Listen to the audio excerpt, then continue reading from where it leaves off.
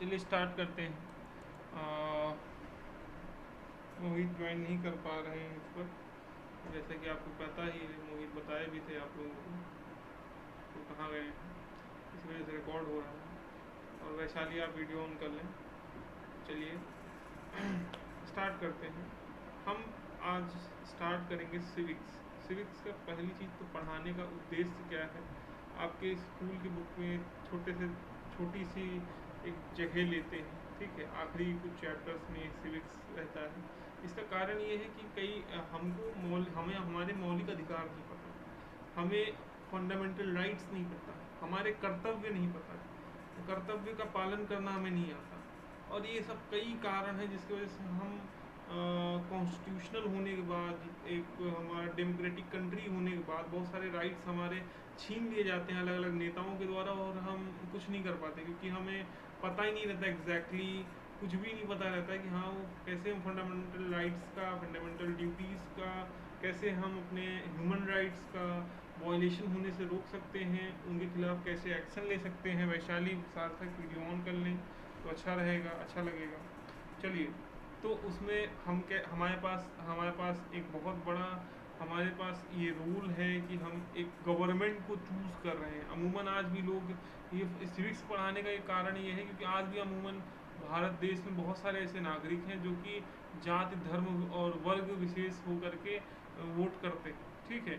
इसमें हर एक जाति में है, ऐसे कोई नहीं है मैं हूँ फर्दर तो मैं सोचूं नहीं नहीं नहीं वो जो कम्युनिटी मेरी कम्युनिटी से बिलोंग करता है वो मैं उसको वोट दूंगा। तो ये जब तक हमारा हमारे नागरिक नहीं बदलेंगे तब तक सरकार नहीं बदलेगी, ठीक है। हम खाली इसी बात पे अगर वोट देते रहेंगे कि हाँ वो हिंदू है या मुस्लिम है, तो कभी भी सरकार नहीं बदलेगी, चाहे वो कांग्रेस हो चाहे वो बीजेपी। मैं अभी आपको आपको पढ़ा रहा हूँ, बता रहा हूँ, आप बुक में नहीं लिखूंगा, मैं एक एग्जांपल दे रहा हूँ। कोई भी पार्टी हो वो नहीं सुधरेगा, क्योंकि उसको पता है ना कि ट्यूनिंग कहाँ सेट करना है, ठीक है। जात के नाम पे तोड़ दो, धर्म के नाम पे तोड़ दो, इलेक्शन जीत जाओ, that is easy for them. अगर साल भर पैसे खर्च करने पड़े उससे आसान तो यही है ना कि थोड़े पैसे करके खर्च करके प्रोपेगेंडा चला दो, जिससे क्या है लोग ऑटोमेटिक ट्रैप्ड हो जाएं, उसी में जकड़ जाएं और कहीं ना कहीं वोट देके निकल जाएं, ठीक है। इसीलिए नागरिकों को सुधारना भी हमारा कर्तव्य है। नागरिक अपने मौलिक अधिकार को जानते हों, अपने फंडामेंटल राइट्स जानते हों, ठीक है, अपनी फंडामेंटल ड्यूटीज़ क्या है उनको जानते हों, और उनके पास जो पावर्स है उसके बारे में जब वो बखूबी जानेंगे तो कहीं ना कहीं उन पावर्स का सही इस्तेमाल कर पाएंगे, सही तौर पे इस्तेमाल कर पाएंगे। जैसे कि एग्जांपल ले लीजिए, अभी गवर्नमेंट को कंपनसेशन देना के लिए मानना पड़ा। सोचो, सुप्रीम कोर्ट में एक वकील ने, ठीक है, अब उस वकील ने जितने भी लोग कोविड में मर गए हैं उनको अगर 4-4 लाख या 2-2 लाख का भी कंपनसेशन मिलेगा तो एक बहुत बड़ा अमाउंट है, क्योंकि बहुत सारे लोग ऐसे थे जो कि अपने परिवार में कमा रहे थे, ठीक है।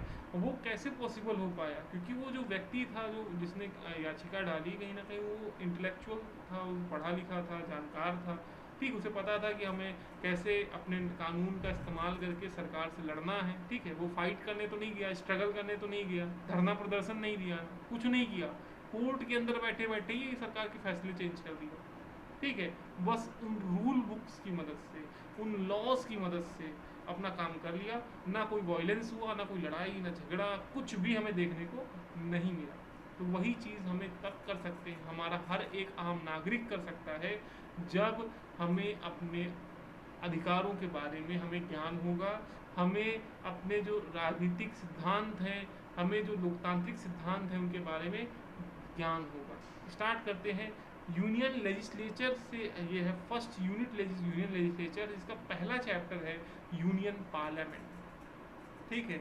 आप कई सभाओं को देखते हैं, अगर देखें तो राज्यसभा, जहाँ पे राज्य के नुमाइंदे जाते हैं, बैठते हैं, वहाँ पे डिस्कशंस करते हैं। लोकसभा, जहाँ पर पूरे देश भर से अलग अलग रिप्रेजेंटेटिव चुनकर आते हैं और प्रधानमंत्री का चयन करते हैं। अलग अलग राज्यों की सभा, ठीक है, यूनियन टेरिटरीज को छोड़ दीजिए, एक्सेप्ट दिल्ली। दिल्ली में एक ऐसा यूनियन टेरिटरी जहाँ पे असेंबली भी है, ठीक है, और बाकी जितने यूनियन टेरिटरीज वहाँ असेंबली नहीं है, क्लियर। वहाँ पे राष्ट्रपति शासन चलता है। अब वो ऐसी ऐसी स्ट्रेटेजिक पोजीशंस पे हैं कि उनको हम डायरेक्टली स्टेट का दर्जा नहीं दे सकते। जैसे एग्जांपल ले लीजिए, अंडमान निकोबार आइलैंड्स, लक्षद्वीप आइलैंड्स, वो कहाँ पे है, वो एकदम एक कोने में है, भारत के हिस्से से बहुत अलग है, ठीक है, वो हमारे लिए बहुत इंपॉर्टेंट है। और अब हम वहाँ पे अगर कोई राज्य सरकार बना देंगे और राज्य सरकार कल को किसी दूसरे देश से उसको फ़ायदा मिल रहा है, फंड्स मिल रहे हैं, तो उसका चक्कर में वहाँ चली जाएगी। इसीलिए वहाँ पे सेंट्रल का रूलिंग करना ज़रूरी है, क्योंकि वहाँ पे आर्मी हम डिप्लॉय कर सकते हैं, नेवी डिप्लॉय कर सकते हैं, इसलिए वहाँ पे राज्य का दर्जा, पूर्ण राज्य का दर्जा नहीं दिया गया है। अभी जम्मू और कश्मीर को भी दो अलग अलग यूनियन टेरिटरीज में विभाजित किया गया, जिसमें जम्मू और कश्मीर अलग अलग विभाजित किया गया है। लेकिन आगे देखते हैं कि इनमें फर्दर क्या चेंजेस होने वाले हैं, वो तो आपका आगे चल के सिविक में ऐड होता रहेगा। But according to that, in that situation अभी तक जो कोई भी चेंजेस नहीं हुए हैं उसके बिहाफ पर समझते हैं। Union legislature, meaning of federal system in India. Federal system का अर्थ क्या है भारत में? पहला, लोकसभा। यहाँ देखिए, अब लोकसभा है, राज्यसभा है। फेडरल सिस्टम क्या है कि हमने पावर्स को डिफरेंट जगह पे बांट के रखा हुआ है, ठीक है। अगर हम बात करते हैं मनी बिल को छोड़ करके, ऐसा कोई बिल नहीं है जो कि कानून बनने के लिए लोकसभा और राज्यसभा दोनों से पास नहीं होता। ऐसा इसलिए किया गया कि मान लीजिए अगर कोई लोकसभा में बहुमत में और राज्यसभा में अल्पमत में है, तो उसको विचार करने पे विचार करना पड़े और उसमें परिवर्तन अपने नियमों में करना पड़े, तब जाके कोई फैसला पारित हो, ठीक है। अब एग्जाम्पल ले लीजिए, जहाँ पे दोनों की सहमति है वहाँ पे आसानी से बिल पारित होता है। चाहे आप ट्रिपल तलाक की बात कर लीजिए, दोनों जगह बहुमत थी, बिल पारित हुआ। आप SC/ST एक्ट की बात कर लीजिए, वो दोनों जगह बहुमत थी बीजेपी की, बिल पारित हो गया, ठीक है। उसके बाद और फिर राज्यों को भी अधिकार दिए गए, सिर्फ केंद्र सरकार के पास सारे अधिकार नहीं, ठीक है, राज्यों के भी अधिकार। लेकिन राज्यों के ये अधिकार नहीं कि फॉरेन अफेयर्स किसके साथ करें, फॉरेन में किन के साथ रिश्ते रखने हैं, कैसे ताल्लुकात रखने हैं, वो देश का मैटर है, इसलिए वो यूनियन गवर्नमेंट को दिया गया है। लेकिन हमने पावर को विभाजित करके रखा है, जिससे किसी एक व्यक्ति के पास पावर ना रहे और अपने आप को डिक्टेटर ना समझे और तानाशाह की तरह उल्टे सीधे कदम ना उठाए। इन सभी से अपने देश को प्रिजर्व करने के लिए, बचाने के लिए बाकायदे क्या किए गए हैं, पावर्स को डिवाइड किया गया। आइए समझते हैं federal system in India. The Constitution of India had provided for a federal system of government through the federation has now ever been used the Constitution। हमारे भारत सरकार ने जो हमारा संविधान बनाया है, भारत देश के जो स्वतंत्रता सेनानी थे, उनने जो हमारा संविधान को बनाने में, विरचना में मदद की है, वो संविधान हमारे फेडरल सिस्टम को दिखाता है। मीन्स कि हमारे जो पावर को है डिफरेंट अलग अलग एग्जीक्यूटिव, जुडिशरी और इस तरफ में सब में पावर विभाजित करके रखा हुआ है, ठीक है। अगर आप ये सोचिए, इन केस अगर सुप्रीम कोर्ट के पास ये पावर ना होती कि वो रूल बुक के हिसाब से फैसले ले सके, तो कोई भी आज कोर्ट के पास ये पावर ना होती कि वो जा करके केंद्र सरकार को, हाईएस्ट पावर जिनके पास है, उनको जाके फटकार लगाए और कहे कि आपको कंपनसेशन देना पड़ेगा, आप बहाने नहीं कर सकते, ठीक है। ये तभी पॉसिबल हो पाया क्योंकि हमारा जो पावर है एक जगह फिक्स नहीं है, वो स्प्लिटेड है, बटा हुआ है। जिन लोगों ने संविधान को बनाया था वो समझते थे कि हो सकता है किसी एक व्यक्ति के पास पावर रहे तो एक्सेस पावर का वो दुरुपयोग कर सकता है, इसीलिए उसको विभाजित करके रखा गया है। Next, in federal system of government, all the administrative power are divided between the central and state government by the constitution, and both are the supreme within their respective spheres। means कि federal system of government means क्या कि हमने जितना total work हो रहा है उसको हमने दो हिस्सों में विभाजित कर दिया। कुछ पावर राज्य सरकार के पास रहेगी, कुछ जो है केंद्र सरकार के पास रहेगी, और दोनों अपना अलग अलग सेपरेट एंटिटी हैं, ठीक है, और वो अपना फ्रीली काम कर सकते हैं। ऐसा नहीं कि सिर्फ एक गवर्नमेंट के पास ही सिर्फ स्टेक्स हैं, पावर है काम करने का। दोनों अपने अपने रूप में वो सुप्रीम हैं, अपने बेसिस पे फैसले ले सकते हैं, जो भी उनके क्राइटेरिया में वर्क आता है उस पर फैसले ले सकते हैं। The state government are not the agent of the central government. और ये खास चीज़ लिखा गया है, स्टेट गवर्नमेंट ये मतलब नहीं कि सेंटर के नीचे आते हैं इसलिए वो क्या है, एजेंट हो गए। भाई अगर जो सेंटर कह रहा है उसी में बस मंजीरा बजाओ और आगे बढ़ो, मंजीरा बजाओ और आगे बढ़ो, ऐसा नहीं। सेंट्रल स्टेट गवर्नमेंट अपने बेसिस पे फैसले ले सकते हैं, ठीक है। Nor they draw their authority from it, और ना central government nor they draw their authority from it, ना सेंट्रल गवर्नमेंट स्टेट गवर्नमेंट की अथॉरिटीज छीन सकता है, ना स्टेट गवर्नमेंट सेंट्रल गवर्नमेंट की अथॉरिटीज छीन सकता है। किसी के पास भी पावर नहीं किसी की अथॉरिटी को छीनना, किसी के जो मालिक है जो उसको छीनना। ऑन द अदर हैंड दूसरी तरफ बात करें, both the central and state government draw their authority from their same constitution.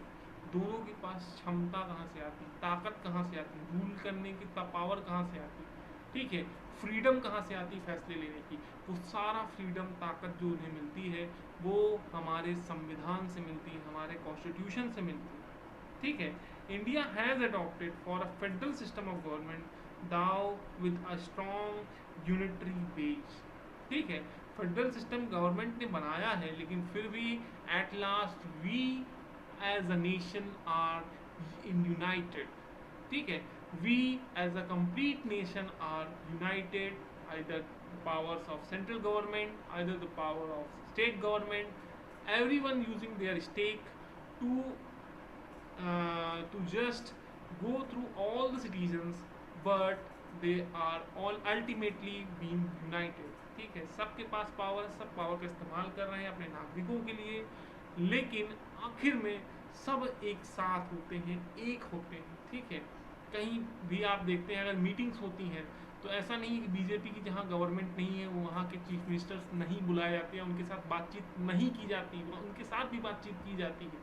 क्यों? क्योंकि वो भी इसी देश के राज्य हैं, वो भी इसी देश के हिस्से में रहते हैं। क्लियर? Yes sir. सार्थक?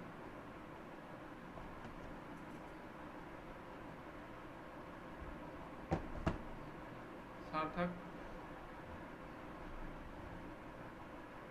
Importance of federal system setup, क्या फ़ायदा क्या है, क्या जरूरी चीज़ें। India is the largest country with 29 states, अभी तो 28 फिर से हो गए क्योंकि वो एक स्टेट जो है जम्मू कश्मीर का भी विभाजन हुआ है, यूनियन टेरिटरी होगी, 7 यूनियन टेरिटरी, अब 9 यूनियन टेरिटरी होगी क्योंकि लेटेस्ट बुक में आपको प्रिंटेड नया मिलेगा, ठीक है।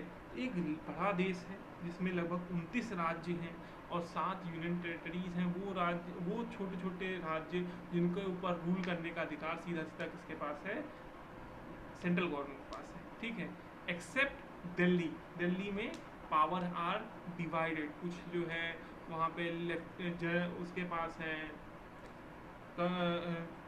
लेफ्टिनेंट के पास है और कुछ जो है वहाँ के चीफ मिनिस्टर के पास है। It is not possible in India federal system of for the states to be break away as a separate unit from the union of the India. This is essential for maintaining the unity and integrity, ठीक है। ये possible नहीं है कि Indian federal system को राज्य से अलग कर दिया जाए या फिर उनको तोड़ के अलग रख दिया जाए। क्यों? क्योंकि हम अल्टीमेटली हम भारत को जोड़ रहे थे।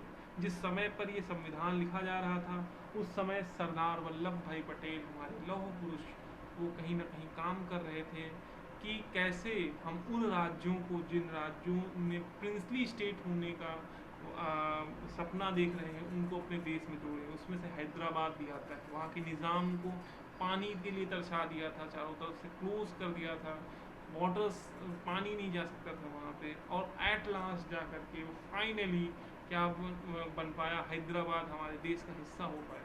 कई सारे राज्य हैं जो कि प्रिंसली स्टेट एक समय पे थे, ठीक है। तो उनको भी पता था कि अगर हम सबको सेपरेट स्टेट बना देंगे, जैसे कि यूएसए में United state of America, central power USA की अलग रहती है लेकिन अलग अलग राज्य हैं वो अपने, ठीक है। वो एक देश की तरह अपना अपना सेपरेट एंटिटी रखे हैं, वो अपना अपना काम करते रहते हैं, ठीक है। तो वहाँ पे चल गया, लेकिन यहाँ पे पता था नहीं चल सकता, तो इसलिए यहाँ पे यूनिटी की बात की गई, सबको यूनाइटेड रखा गया at last. The federal system is not only system suitable to a country like India consisting of various types of people, ठीक है। फेडरल सिस्टम एक ऐसा सिस्टम था जो कि भारत में चल सकता था। रीज़न क्या है? अब एग्जांपल ले लीजिए, उत्तर प्रदेश में हम रहते हैं, ठीक है, हम गाय को पूजते हैं, ठीक है, हमारे लिए गौ माता है, नंदी बैल को हम पूजते हैं, भगवान शंकर को पूजते हैं, ठीक है, हम लोग करते हैं पूजा कि नहीं करते। यही जो अब केरला चले जाइए, केरला में क्या है, केरला में उसी बैल को मारा जाता है और उसको पोंगल मनाते हैं, उसको पूजा करते हैं, ठीक है, बीफ खाते हैं। तो हमारे देश में विविधता है ना। वही गौ हत्या के लिए उत्तर प्रदेश में कानून बना है, उसमें जेल हो सकती है, लेकिन वही हत्या की जाती है। और केरला में, कर्नाटका जैसे प्रदेशों में वहाँ पे फ्रीडम है, आप कर सकते हो, क्योंकि वहाँ का कल्चर कुछ अलग है, यहाँ का कल्चर कुछ अलग है। सबको एक तराजू नहीं तोला जा सकता हमारे जैसे देश में, क्योंकि हमारे यहाँ पे हर 100 किलोमीटर में भाषा बदल जाती है, 150 किलोमीटर पर पानी का टेस्ट बदल जाता है, हर चीज़ चेंजेस आपको देखने को मिलते हैं भारत देश में। ठीक है, आप यहाँ रायली में रहना, थोड़ा सा आप नॉर्मल हिंदी बोल रहे हो, ठीक है, प्रतापगढ़, अमेठी, रायबरेली, औबा, जाबा, खाबा, सोबा, पहुड़बा, का करबा शुरू हो गया। ठीक है, चेंज, कहाँ जात रहा, का करते रहा, खाया कि नहीं खाया, बड़ी भोर हुई गए, अभी तक आया नहीं। ठीक है, शुरू हो गया। डिफरेंस है ना, लैंग्वेज में डिफरेंस है कि नहीं? ठीक है, बोलने के तरीके में डिफरेंस।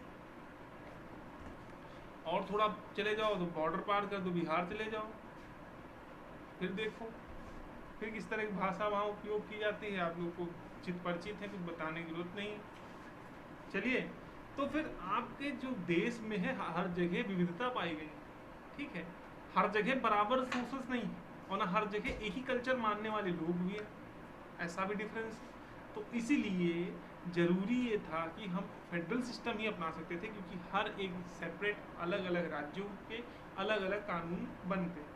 ठीक है, क्योंकि हमारे यहाँ अलग अलग प्रकार के लोग रह गए।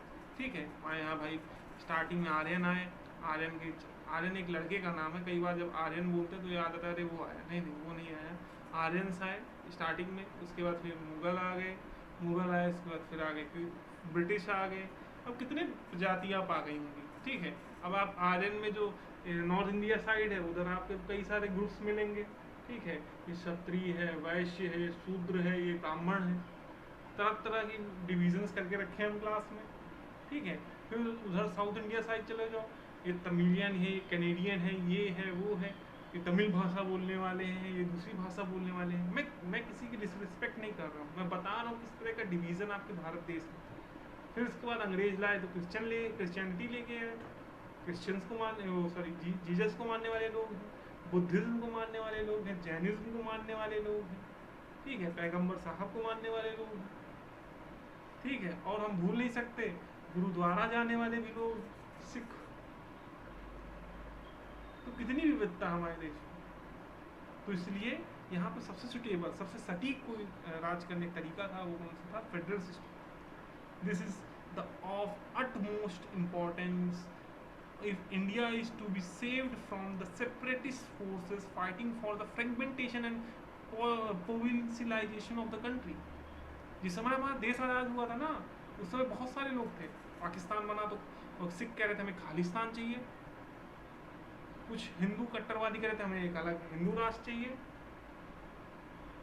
तो उस समय भी जरूरी था, और यही एक एकमात्र रास्ता था, क्योंकि फेडरल सिस्टम नहीं रखा जाएगा तो ये सब अलग अलग अपना राज्य बना लेंगे, और ये देश के कई खंड हो जाएंगे, फ्रेगमेंट्स में, टुकड़ों में विभाजित हो जाएगा भारत देश। इसीलिए फेडरल सिस्टम किया गया, अलग अलग दो हिस्सों में बांटे गए पावर को, केंद्र के पास भी और राज्यों के पास भी। In there is a division of legislature and administration power between union and state government, and none of them could violate the limitation imposed by the constitution। संविधान में फैसलों निर्णय लेने का, ठीक है, और कार्यान्वित करने पे कि कहाँ कहाँ पे आप क्या फैसले लेके कैसे काम, कैसे प्रोसीजर्स करा सकते हैं, उन सभी नियमों को दो हिस्सों में बांटा गया, कुछ राज्य को दिए गए, कुछ केंद्र को दिए गए। और संविधान में जो भी लिखा हुआ है, जिसके भी रूल बुक में है, उसका वॉयलेशन करना अलाउड नहीं है। न केंद्र राज्य के नियमों में हस्तक्षेप कर सकता है, न राज्य केंद्र के नियमों में हस्तक्षेप कर सकता है। समझा? Yes, sir. The Supreme Court stand at the head of judiciary to safeguard this distribution of power and to prevent any action which violates the limitation imposed by the Constitution। और इन सभी के ऊपर जो बैठा है हमारा सुप्रीम कोर्ट, वो हाथ में तराजू लेके बैठा हुआ है, और वो मेजर करता है किसी के भी द्वारा कहीं से भी वॉयलेशन ना हो या हो नहीं सकता, इन सभी की देखभाल करने के लिए हमारा सुप्रीम कोर्ट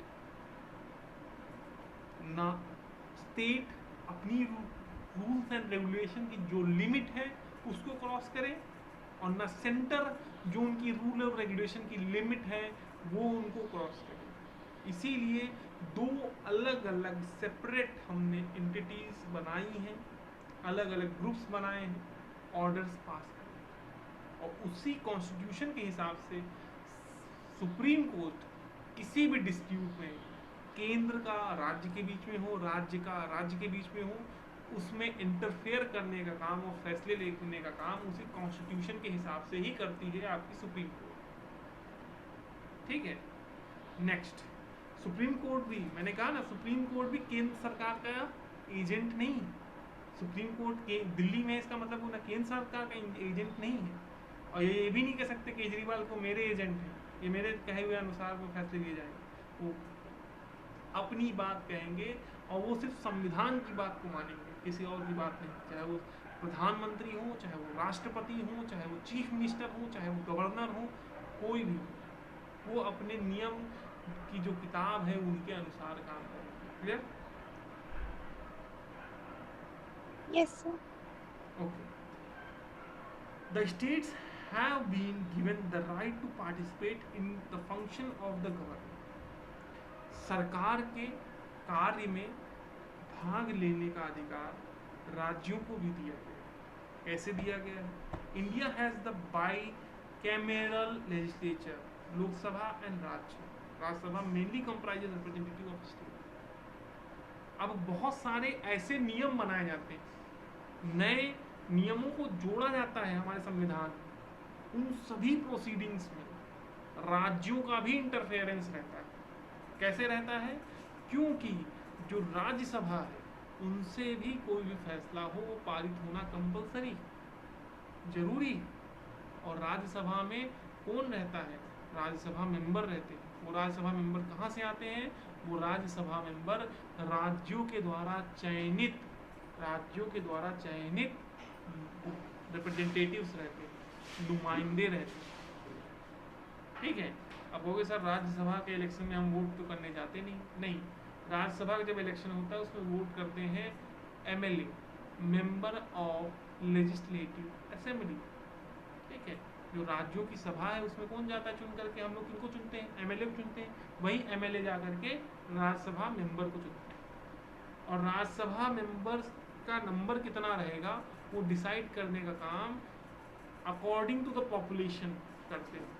ठीक है। तो जैसे उत्तर प्रदेश का पॉपुलेशन, प्राउड ऑफ इट, ठीक है, उसके हिसाब से सबसे ज़्यादा राज्यसभा मेंबर, लोकसभा मेंबर, और even though I think so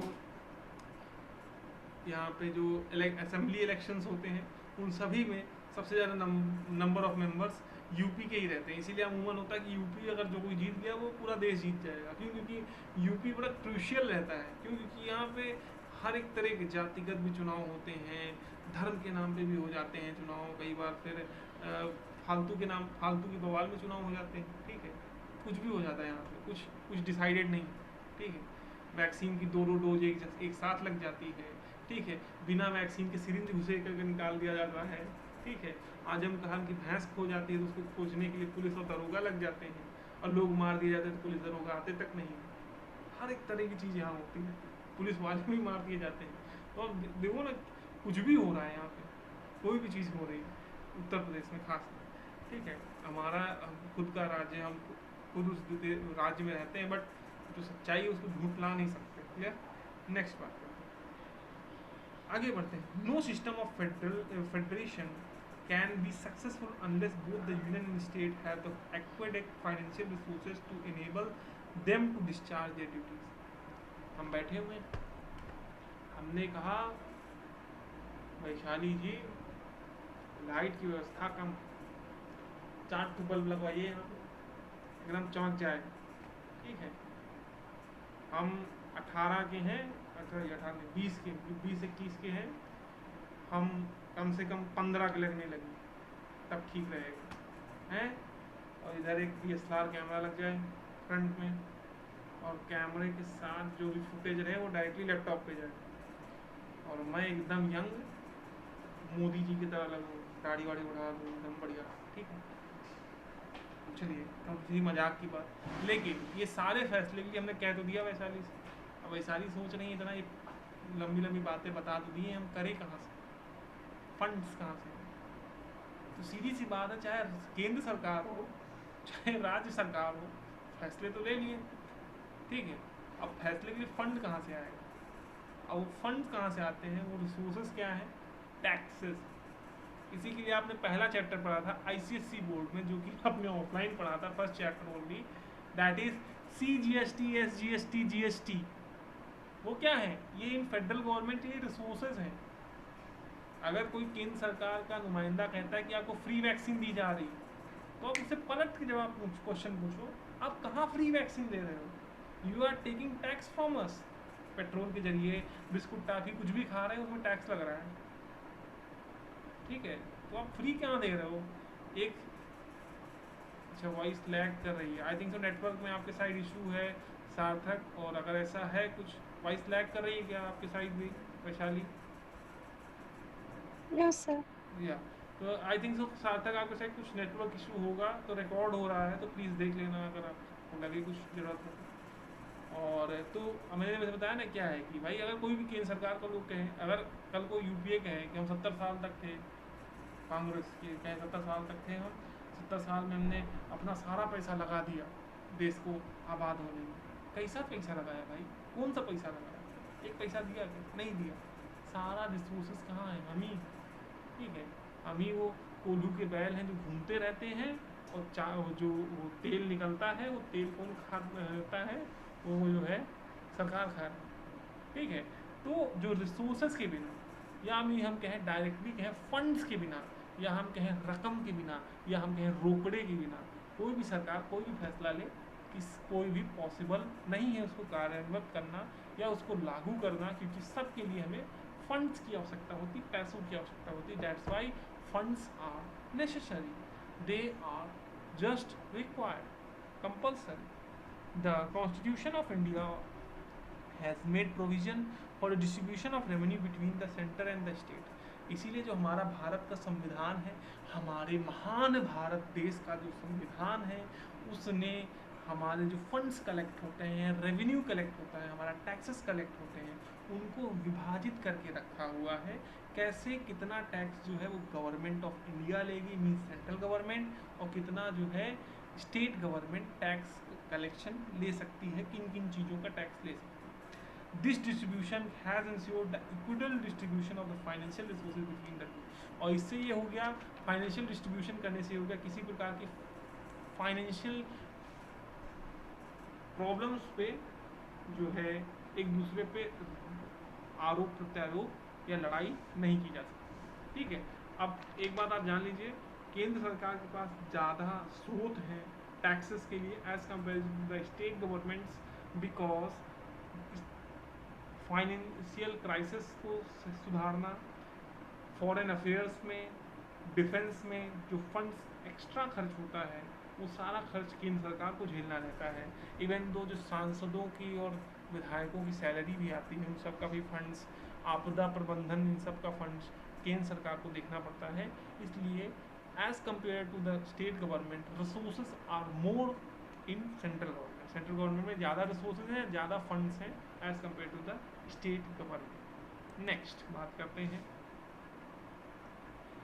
non federal और unitary government. The constitution of India has certain non federal और यूनिटरी फीचर्स। कुछ ऐसी जगहें हैं, कुछ ऐसे ही फीचर्स हैं, कुछ ऐसे नियम हैं जहाँ पे दोनों, न स्टेट और न सेंटर, कोई में भी विभाजन नहीं हुआ है, यूनिटरी एक ही, दोनों लोग मिलकर उसमें फैसला लेते हैं। Which have led to the critic to say that it is not merely federal in the form of unitary in the spirit. Some of the important unitary features of our constitution are, ठीक है। बहुत सारे ऐसे भी हैं जिसमें power का distribution नहीं किया गया है, ठीक है। और इसलिए क्रिटिक्स जो हैं, जो हमारे देश को हमेशा कोसते रहते हैं, सुबह शाम पानी पीते हैं और पानी पीने के बाद कोसते हैं, ठीक है। सामने देखते हैं, ऐसे करते हैं, उसके बाद पानी पी के फिर कोसते हैं, क्लियर। तो उनके जो काम रहता है, तो वो कहते हैं अरे नहीं नहीं नहीं, हम फेडरल का धूम कर रहे हैं, फेडरल नहीं है एग्जैक्टली। तो आइए समझते कौन कौन से नॉन फेडरल फीचर्स हैं वो जानेंगे। अ स्ट्रॉन्ग सेंटर, मजबूती हमने किसको दी है, केंद्र सरकार को दी है, ना कि राज्य सरकारों को। रीज़न ये है क्योंकि अगर राज्य सरकारें अपोज करेंगी तो वो एक एक टुकड़ा कटता रहेगा। पंजाब कहेगा हमें खालिस्तान बनना है क्योंकि यहाँ सिख ज़्यादा है, उत्तर प्रदेश कहेगा नहीं नहीं नहीं नहीं हम हिंदू राष्ट्र बनेंगे, ठीक है, और वो फिर वो जो है कोई और राज्य बताओ जहाँ हैदराबाद कहेगा नहीं नहीं नहीं हम मुस्लिम राष्ट्र बनेंगे। तो इसीलिए सेंटर को ज़्यादा पावर्स दी गई हैं, ठीक है। The constitution of India provides for a strong centre, a feature of unitary government. जब को यूनाइटेड रखने के लिए, एक साथ रखने के लिए ज़्यादा फीचर दिए गए हैं केंद्र सरकार को। In the division of powers 97 items are included in union list while state list have 67 item. 97 नियम हैं जिन पर 97 चीज़ें जिनमें फैसले केंद्र सरकार ले सकती है, लेकिन राज्य सरकार के पास सिर्फ 67 है। तो आप समझ सकते हो डिफरेंस है। इसका मतलब ज़्यादा पावर किसको दी गई है, ज़्यादा पावर दी गई central government. Further even on the subject contained in the concurrent list, 47 of them, both the center and the state have the power to legislature, but the central government enjoy overriding position, ठीक है। 47 ऐसे चीज़ें हैं जहाँ पर राज्य और केंद्र दोनों फैसले ले सकते हैं, लेकिन जो राज्य सरकार है उसके पास कम ताकत है उन कॉन्करेंट लिस्ट में फैसले लेने की, as comparison to the central government. Central government has more power than state government. Yeah. Yes, sir. Okay. Now let's continue. That is second, a single constitution for union and state. हमारे देश में अलग अलग संविधान हैं, ठीक है। अभी तक कुछ समय पहले तक, कुछ समय मतलब कुछ साल पहले तक जम्मू कश्मीर के लिए एक अलग संविधान था, एक्सिक जम्मू कश्मीर। अभी वो लिखा भी हुआ, आज तक लिखा हुआ है, लेकिन अब वहाँ पे भी अब चेंज हो गया है। तो हम कह सकते हैं directly a single constitution for union and state. Union के लिए भी, केंद्र सरकार के लिए भी, राज्य सरकार के लिए भी, दोनों के लिए एक ही संविधान है। The state in India have not been given any rights to make their own constitution. हमारे राज्यों के पास कोई भी अधिकार नहीं कि वो अपना खुद का संविधान बना सकें, ठीक है।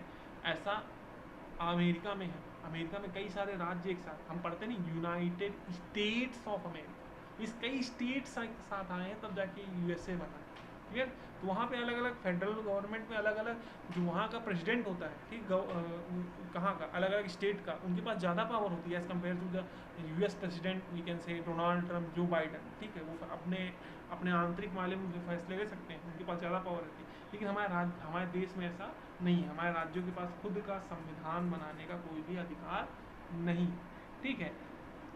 The framework of constitution have provided for a single common and unified constitution both for state and center, ठीक है।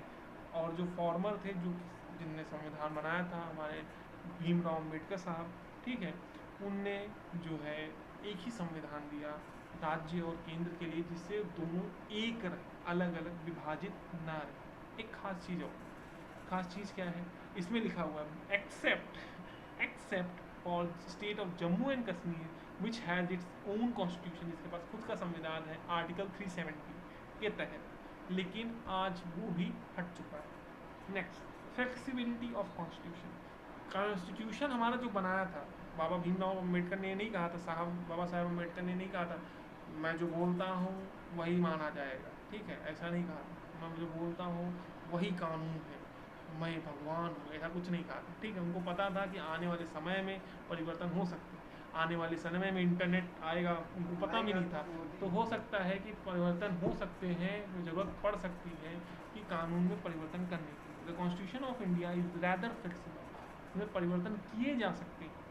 In other federation, amendments to the constitution can be made only with the consent and approval of units. अलग अलग unit से हम approval लेकर के संविधान में संशोधन कर सकते हैं, परिवर्तन कर सकते हैं। In India the parliament can amend most of the provision of the constitution single handedly either bye simple majority of 2/3, अकेले या फिर 2/3 मेजॉरिटी के साथ सब ज़्यादातर नियमों पे फेरबदल कर सकती है हमारी सरकार, ठीक है। अब ये नहीं कि फ्लेक्सिबल है तो नया संविधान बना दो, नहीं नहीं भैया, वो बाबा साहब अम्बेडकर वो बूढ़े थे, ठीक है, वो उनकी सटक गई थी, दिमाग काम नहीं कर रहा था, उन्हें गलत लिख दिया था, तो इसलिए अब मैं नहीं नया लिखूँ, नहीं, ऐसा नहीं कर सकते, क्लियर। तो फ्लेक्सिबल इतना भी नहीं है कि आप नई पूरी संविधान की बुक हटा करके नई बुक दे दें, ठीक है। उस हिसाब से होगा तो फिर मैं अपना संविधान बना दूंगा, ठीक है। कि अभिषेक सिंह जहाँ जाएँ कोई उन्हें ना रोके, किसी की गाड़ी की चाबी छीन लें, गाड़ी लेके चले जाएँ, कोई कंप्लेन ना हो, ठीक है। तो मेरी भी तो फ्रीडम, सब जगह फ्रीडम रहेगी है, तो मज़ा ही मज़ा। तो कोई भी सरकार बनेगा वो सब यही करेंगे, ठीक है। अब एक चीज़ याद रखिए, फ्लेक्सिबिलिटी, सिंगल सिटीजन। जैसे क्या होता है यूनाइटेड स्टेट ऑफ अमेरिका में या फिर कई और ऐसे देश हैं जहाँ पे कई सारे समूह एक साथ आए, तो वहाँ पे डबल नागरिक होती है, तुम इस राज्य के नागरिक हो, तुम इस देश के नागरिक हो। द इंडियन कॉन्स्टिट्यूशन, भारतीय संविधान एक ऐसा संविधान है, provide a single citizen, means आपके पास सिर्फ एक ही नागरिकता रहेगा, आप भारतीय of India which is common to all the people very states and union territories. और वही जो हमारी नागरिकता है वो सब जगह के लिए, राज्यों के लिए भी और यूनियन टेरिटरीज के लिए हर जगह पे सेम रहेगी, चेंज नहीं। इनइक्वालिटी और रिप्रेजेंटेशन ऑफ राज्यसभा, और constitution does not accord equal representation to all the state. सभी राज्यों को बराबर मेंबर्स नहीं आते हैं राज्यसभा में राज्यों के द्वारा। It accords the representation to the various state in the Rajya Sabha on the basis of their population. और ये बना कैसे है, उनकी जनसंख्या के हिसाब से विभाजन किया गया है। हमारे राज्यसभा में जो मेंबर्स आते हैं उसी हिसाब से बांटे गए हैं, इसलिए बराबर नहीं। This means that state with larger population send more representative in comparison to the state in smaller population. तो जो राज्य जिसमें जनसंख्या ज़्यादा है तो उसमें ज़्यादा मेंबर जा सकते हैं राज्यसभा में, जिनके पास जनसंख्या कम है वो उसमें कम मेंबर्स जाएंगे Rajya Sabha. Further the Rajya Sabha also have the 12 member nominated by the president. और 12 ऐसे मेंबर्स हैं जिनको नॉमिनेट प्रेसिडेंट करता है, उनके अलग अलग फील्ड में बेस्ट होने की वजह से, चाहे आर्ट में हो, लिटरेचर में हो, साइंस में हो, सोशल सर्विसेज में हो, इन सभी चीज़ों में। Existence of union territories, another feature, एक और खास फीचर क्या है, which is clear pointer of unitary character of the Indian constitution. वो दिखाता है कि हमारी एकता दिखाता है हमारे संविधान में, is that existence of administration units known as union territory. तो ऐसे भी कई सारे एडमिनिस्ट्रेशन यूनिट्स हैं जिनको यूनियन टेरिटरी कहा गया, जिनके ऊपर पूरा पावर सेंट्रल गवर्नमेंट होता है। These units are directly governed by the central government. ये ऐसे राज्य हैं जिनको डायरेक्टली रूल करने का काम सेंट्रल गवर्नमेंट करता है, and do not enjoy any independent power और ऑटोनॉमी। इनके पास खुद की कोई क्षमता या ताकत नहीं रहती है और इनको डायरेक्टली रूल करने का काम केंद्र सरकार करती है, यहाँ पे कोई राज्य सरकार नहीं होती। अब नेक्स्ट बात करते हैं द यूनियन पार्लियामेंट की बात करेंगे, आगे फर्दर कंटिन्यू करेंगे। आप प्लीज़ वीडियो ऑन करें साथ तक, so I can say finally good bye.